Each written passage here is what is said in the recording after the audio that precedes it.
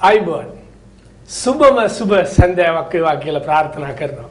ඉතින් අද අපේ රසික රසිකාවියෝ බොහොම ආසාවෙන් බලන් ඉන්න දවසක්. මොකද අද තරගයේ තියෙන්නේ ශ්‍රී ලංකා කණ්ඩායමත් ඔබ දන්නවා ඕස්ට්‍රේලියානු කණ්ඩායමත් අතර. එහෙම නේද ජනක?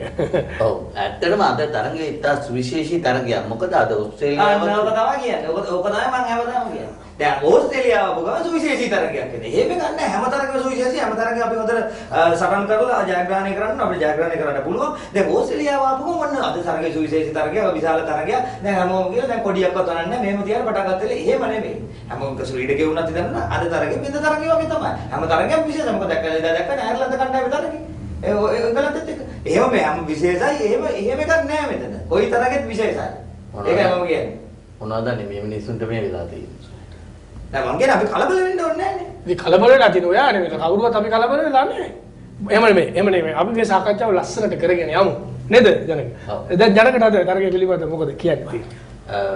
අද තරගය ඇත්තටම මේ ඕස්ට්‍රේලියාවේ ප්‍රබල ප්‍රතිකරුවන් ඉන්නවා විශේෂයෙන්ම රිකි මාටින් හොඳ ප්‍රතිකරුවෙක්. රිකි මාටින් කියන්නේ සිද්ධු කියන ආද නෑ රිකි පොන්ටින් හොඳ ක්‍රීඩකෙක්. අනිත් එක තමයි එයා වර්ල්ඩ් කප් මැචස් වලට නායකත්වයේ දුන්නු හැම තරගයක්ම මේගොල්ලෝ දිනලා තියෙනවා. නෑ එහෙම කියන්න බෑ. රිකි පොන්ටින් ගැන විතරක් නෙමෙයි අතට මේගොල්ලන් ඉන්නවා ඩේවිඩ් හසි. එතකොට ඔබ දන්නවා වොට්සන්.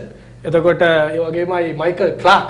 මේ ආදී වශයෙන් ඇත්තටම දක්ෂ පිටිකරු ජේම්ස් කැමරන් එයාත් ඉන්නවා. කවුද ජේම්ස් කැමරන් කියන්නේ? අර සුදු ආදයා. සුදු තමයි ඕස්ට්‍රේලියාවට සේරම සුදුනේ. නෑ මම කියන්නේ ජේම්ස් කැමරන් කියන්නේ අර ටයිටනික් චිත්‍රපටිය අදෝ එක කරන්නේ ජනකද ඒක ගහක් කෙනෙක්. මෙයා කියන්නේ කැමරන් වයිට්. ඉතින් ඒක තමයි සුදු ආදයාගේ වයිට් කැමරන් වයිට්. ඉතින් වඩාක් ඉතින් 96 තිරියේම බැට්ස්මන්ලා කොච්චර හිටියද? මාක් කොයිඩියා ස්ටීව් හිටියා මාක් ටේලර් හිටියා රිපොන්ටින් හිටියා යන්නීලි හිටියා. හරි ඒ වුණාට මෙහෙම මෙතන තියෙන ප්‍රශ්නේ දැන් මේ සැරේ ඒගොල්ලන්ගේ හොඳම වේගපන්දු යන තුන් දෙනෙක්. ඉතින් 96 තිරිය හොඳම වේගපන්දු යන. කොහෙද? මැග්‍රා හිටියා ෆ්ලෙමින් හිටියා ඒතර අර මේ මැෂින් ගන් හිටියා. මැෂින් ගන්? ඔය මැෂින් ගන් කියලා හිටියා අර කෙට්ටු එකේ ෆාස්ට් බෝල් එකේ. කවුද? කවුද යාගේ අනිත් නම පෝල් මැෂින් ගන්. අන්න. පෝල් රයිෆල්. ඒක හරිද? තුක කුද්දේක පොඩ්ඩක් ඒට වැටුණා. කොහොම හරි ඒගොල්ලෝ හිටියානේ. ඔව් දැන් එහෙම නෙමෙයි අපි දැන් මේ කතා නතර කරලා අපි අද තරගය පිළිබඳව කතා කරමු. අද තරගය පිළිබඳව කතා කරනකොට ඇත්තටම ශ්‍රී ලංකා කණ්ඩායමත් ඕස්ට්‍රේලියාව කණ්ඩායමත් දිහා බලනකොට මට කියන්න පුළුවන් බය නැතුවම කණ්ඩායම් දෙකම සමබරයි.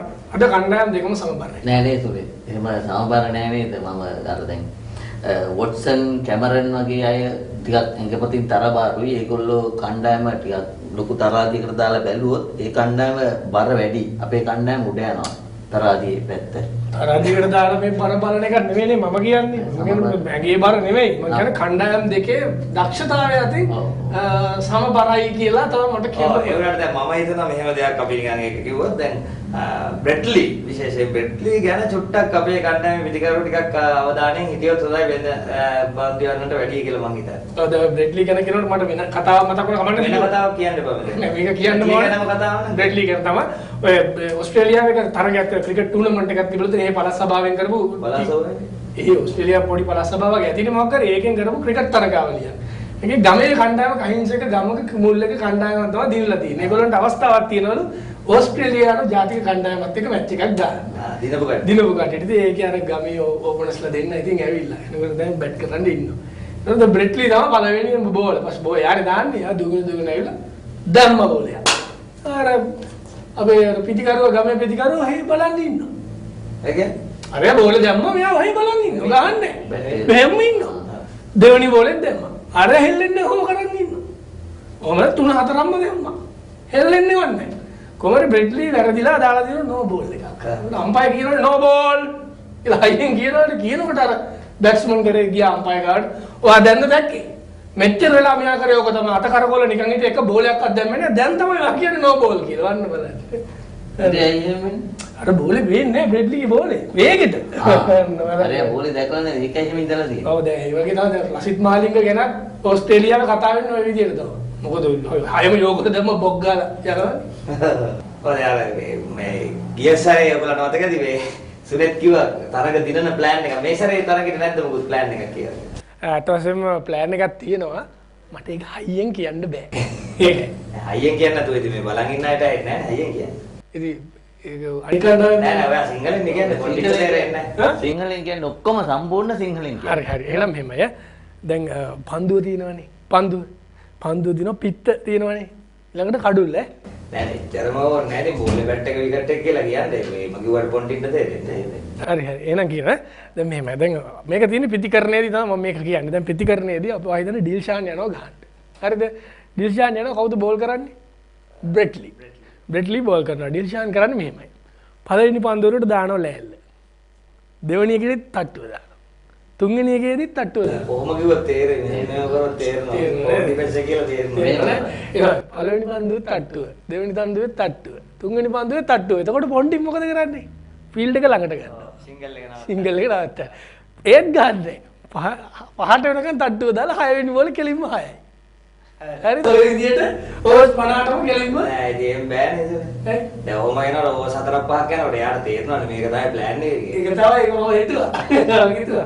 එතකොට කරන්නේ මෙහෙමයි. පළවෙනි ඕවරේ බෝලේ තට්ටුව දානවා, දෙවෙනි බෝලේ තට්ටුව දානවා, තුන්වෙනි බෝලේ තට්ටුව දානවා. ඈ දැන් පොන්ටි බලන් ඉන්න 6 වෙනි බෝලේදී කට්ටිය ඈතට දාන්න. ගානවා පස්වෙනි බෝලේ 6. හරිද? ගාලා එළි බෝලේ තට්ටුව දානවා. ඒවා අර පොන්ටි හේර වේට දාන විදිය බලලා ගාන්න එක ඕවරේට 6යි. අනිත් ඒවා තට්ටුව. කොහොමද ඕස් 50ට ගියද? ඕස් 50ට ගාන 6 ගානේ 300යි.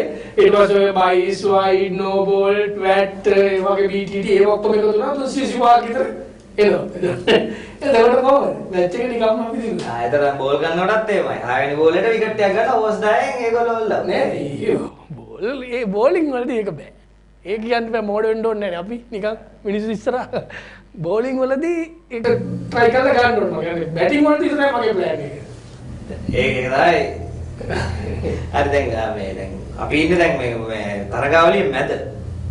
සුරත් මොකද හිතන්නේ අවසානයේ මොනවා වගේ වෙයිද? අවසානයේ කියන්නේ මෙන්න මෙහෙමයි. දැන් මට බය නැතුව කියන්න පුළුවන් මෙන්න මෙහෙම තත්ත්වයක් තියෙනවා. දැන් අපි දන්නවා B කාණ්ඩේ ඊටාම විවෘතයි. මොකද අයර්ලන්තේ එංගලන්තයට ගහලා මැච් එකක් ඩ්‍රෝ වෙලා ඉන්දියාව සහ එංගලන්තය අතරේ B කාණ්ඩේ තාම විවෘතයි. අපේ A කාණ්ඩේ ගත්තොත් ඒ කාණ්ඩේ අපේ පළවෙනි කියන්නේ ප්‍රධාන කණ්ඩායම් හතරම ක්වාටර් ෆයිනල්ස් එයි කියලා කියන්න පුළුවන්. ඒක තාම අවසානයේ පිළිබඳව නම් යමක් කියන්න අමාරුයි. ඒ කතාව ඕන කෙනෙකුට කියන්න පුළුවන් ඒ පාර යන මිනිස්සෙකින් ඇහුවත් ඔබ කියනවා. එහෙම නෙමෙයි. මම කියන්නම් ඇත්ත කතාවක්. මේක අනාගත වාක්‍යයක්. එක වාක්‍යයක්ද නෑ ඒක දිගට තියෙනවා. ඒක මෙහෙමයි. අනිවාර්යයෙන්ම ෆයිනල් එන්නේ අයර්ලන්ත කණ්ඩායමයි ලංකාවයි. මොකද අයර්ලන්ත කණ්ඩායමේ ග්‍රහචාරය ප්‍රබලයි. ඒ ග්‍රහචාරයට අනුව මම කියන්නේ. ඔකඩයි නෝඩේ දැන් අයර්ලන්ත කණ්ඩායමේ කාගේද ග්‍රහචාරය ප්‍රබල? ඒව කෙනෙක් නෑ. නමක් කියන්නේ නෑ ඒව කෙනෙක් නෑ. කණ්ඩායමේ ග්‍රහචාරය ඇවරේජ් එක බලන්න ඕනේ. ඇවරේජ් එක බලලා තමයි මම කියන්නේ. ඒක ඔකේද බලන්නේ ඇවරේජ් එක? සහ ඊට අමතරව තියෙනවා ඒගොල්ලෝ ප්ලේන් එකට නැග්ග වෙලාව තියෙනවා.